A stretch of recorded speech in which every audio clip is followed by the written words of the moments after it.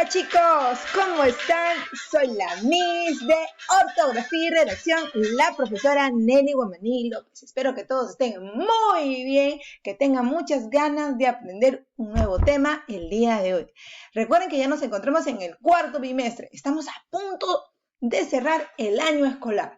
Por lo tanto, este examen va a ser un examen diferente, porque vendrán temas que hemos trabajado durante todo el año.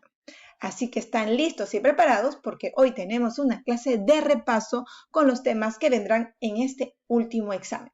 Yo sé que ustedes pueden. Comencemos. Uno de los temas que hemos desarrollado en ortografía fue la ficha. Sí, eran unos cuadritos pequeñitos, ¿te acuerdas? ¿Qué es la ficha? Es un modo de recolectar y almacenar información. Este es un modelo de una ficha y aunque no lo creas, es de este mismo tamaño.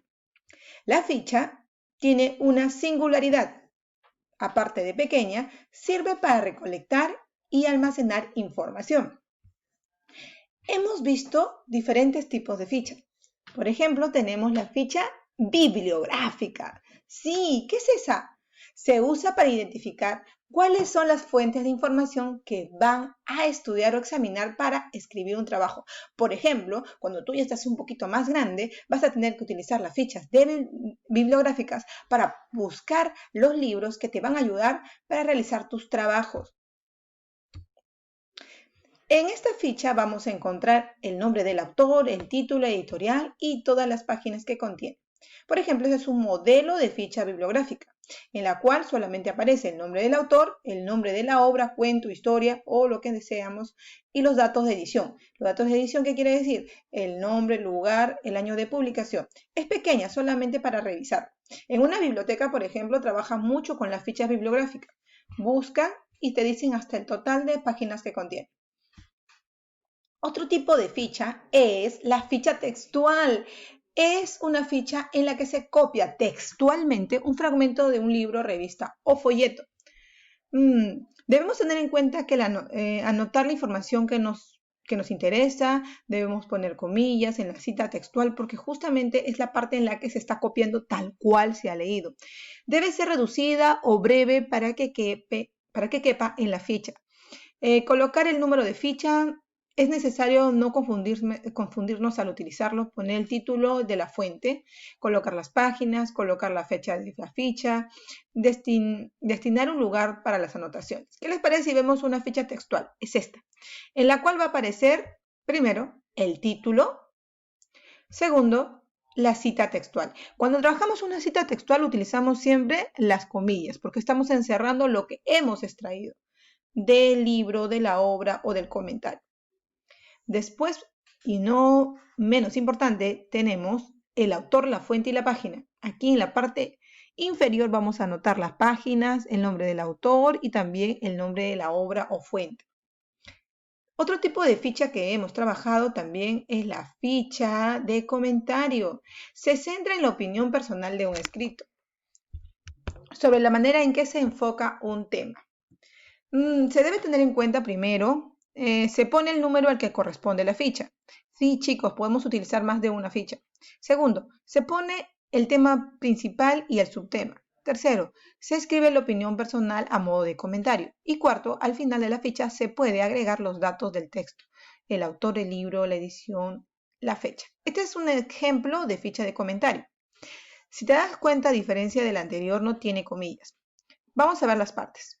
El tema, que está en la parte superior, la opinión personal, o sea, de lo que tú reflexionas, das tu opinión o comentario respecto digamos, en este caso, de la lectura leída, del personaje, o etc. Y aquí en la última parte vemos el nombre del autor, el libro, la fecha y editorial, porque es muy importante saber de dónde hemos, de qué hemos comentado, de qué libro hemos comentado. También hemos hecho fichas de resumen. Eso básicamente lo utilizas cuando vas a exponer. Es utilizado para facilitar el estudio de un tema ya que contiene aspectos más importantes. Se debe tener en cuenta el título de la investigación, la síntesis, que es el resumen digamos, de la idea o del texto que hemos leído, referencia bibliográfica, o sea, de qué libros has extraído, y en el ángulo superior derecho se anotará el inicial del título. Esta es una ficha de resumen. Tiene un título. Acá le ponemos ficha número 8. Vamos a enumerar para no perdernos. El resumen propiamente dicho. Por último tenemos el nombre del autor, el libro y la página. Date cuenta de lo siguiente, que la ficha de resumen es la que más se utiliza cuando salimos a exponer. Y no es muy larga, no tiene que ser extensa. Muy bien, continuamos. Hemos hecho también el uso de la C. ¿Cuándo usamos la C? Hay una confusión con la C, la S y la Z. Se usa la C en los verbos terminados en cir, ducir, excepto conducir, conducir, aducir, traducir, esparcir, producir, relucir, surcir. También se usa la C cuando las palabras en singular terminan en Z, al convertirlos en el plural C. Por ejemplo, luces, cruces. Aquí. También se usa la C en los diminutivos, cuando decimos cosas pequeñas, terminados en cillo y cito. Por ejemplo, lapicito, viejecilla. También usamos la C cuando las palabras terminan en ansia, excepto ansia, hortensia. Por ejemplo, constancia, excelencia, extravagancia. También usamos la C cuando las palabras terminan en ción. Ojo, si las palabras terminan en ción es porque derivan de una palabra que terminó en to, en dor o dar. Y también se usa la C, o se escribe con C, las palabras terminadas en asia, isia, isie, isie, excepto Dionisio, Gimnasia, Asia, Anastasia, Alicia, Eustanasia. Muy bien, aquí vemos los ejemplos. También hemos hablado acerca del uso de las S. Se escribe con S las palabras terminadas en oso. Básicamente son adjetivos. Por ejemplo, hermoso, perezoso. También escribimos con S las palabras terminadas en ísimo, ísima, ísimos, ísimas, plural. Por ejemplo, santísimo, redundandísimos, que son adjetivos superlativos. Aquí se usa la S también en los terminados en enso, ensa, ersa, etso. Ejemplo, incienso, adverso, reverso, persa.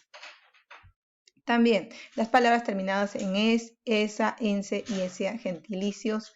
Por ejemplo, franceses, milanesa, cortenses, atenienses. También se escribe con S las palabras que vienen de los adjetivos terminados en so, sor, sible, sivo. Por ejemplo, adversión, adversivo. Puede ser. Entonces, cuando previene o viene de esta palabra, entonces se escribirá con S. A ver, el uso de la Z. Se escribe con Z las palabras que indican un aumentativo, terminado en aso o asa.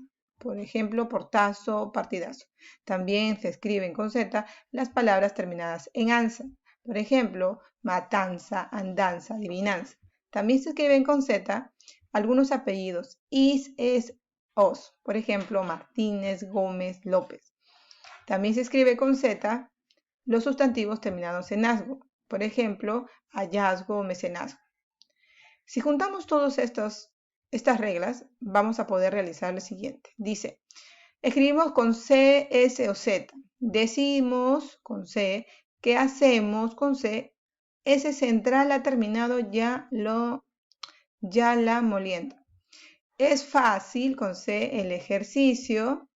No seas codiciosa. Gervasio. Muy bien. Por desgracia, tengo que contentarme con el oficio. La travesía fue feliz. Muy bien. Eso fue muy sencillo, es práctica nada más. Después hemos hablado del uso de la G. Se usa la G cuando vemos que está en el prefijo G o Ges, o sea, comienzo de una palabra. Por ejemplo, geografía, gestionar. También se escribe con G los verbos terminados en ger, gir y ger. Ejemplo, proteger, dirigir, alejar. También se escribe con G las palabras que tengan gente, gencia, genci, gia, gio, gión. Por ejemplo, urgente, urgencia, vigente, magia, región. Se escribe con G también los vocablos que contienen el grupo G. Ejemplo, agente, virgen, origen, generoso, excepto berenjena, jengibre, ajeno, ajenjo. Se escribe con G también las palabras que tienen G, G, se pronuncia la U. Este debe llevar la diéresis. Por ejemplo, desagüe, pingüino. Se escribe con G también los sufijos logía, son palabras que terminan en logía, porque logía significa estudio. Por ejemplo, sociología, antropología. Si hablamos de la G, también tenemos que hablar de la J. La J se escribe con J las palabras terminadas en AG, eje, gería. Ejemplo, garaje, hereje, brujería, excepto protege. También se escribirá con J los adjetivos terminados en gero, gera, por ejemplo, mensajero, pasajera. También se escribirá con J los verbos o las conjugaciones de los verbos terminados en ducir, decir, traer, ejemplo, conduje, dijimos, trajeron. Se escribirá con J también las palabras que están presentes en los sonidos ja, jo, ju. Por ejemplo, jabón, joya, juguete. Se escribirá con J los verbos terminados en gear, por ejemplo, ojear, masajear, cojear. ¡Wow! Ahora vamos a ver ejercicios con esto. A ver, escribimos G y J. La imagen G de la Virgen por ente religioso. El gesto con G del geógrafo con G era fingido con G. Digo que le gustó el agasajo. Los crujidos se oyen hasta aquí. La gasa protege las heridas. Ejercicio, adjetivo, jerarquía. ¿Ven la importancia de no confundirnos entre la J y la G? Bueno, ya hemos visto todos los casos, ténganlo en cuenta porque eso vendrá en el examen.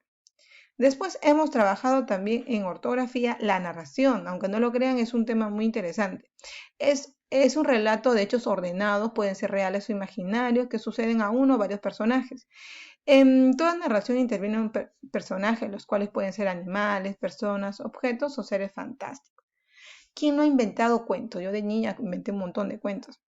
Estructura de la narración. Para poder hacer y realizar una buena narración tengo que tener en cuenta lo siguiente.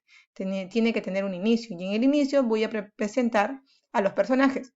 La situación inicial, el conflicto que le sucede a los personajes en un tiempo y lugar determinado. El nudo. El nudo es la parte central del relato, es la parte más interesante de lo que puede ocurrir a un personaje. En pocas palabras también se le conoce como el conflicto.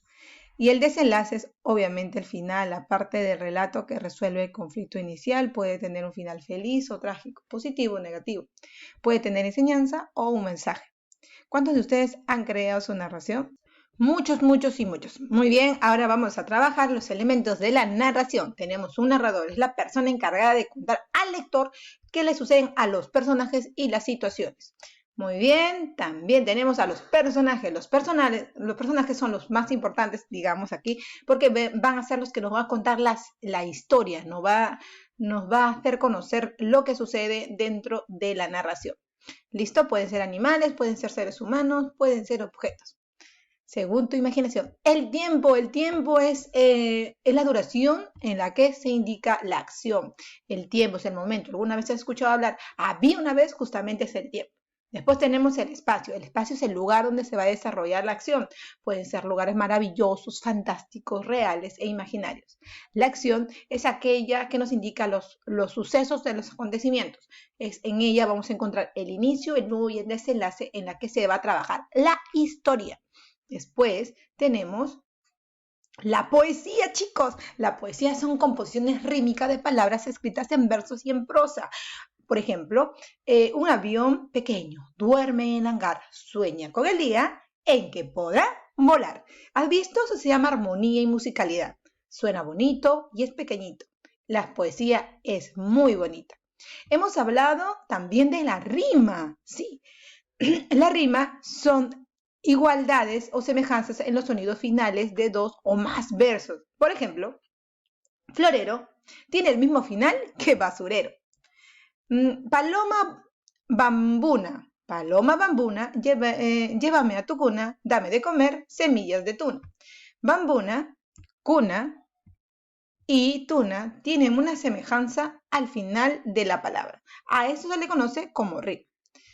A ver, vamos a rimar algunas palabras. Luna con tuna, mira con admira, pelota con garlota, color con olor, elefante galante, corazón tazón.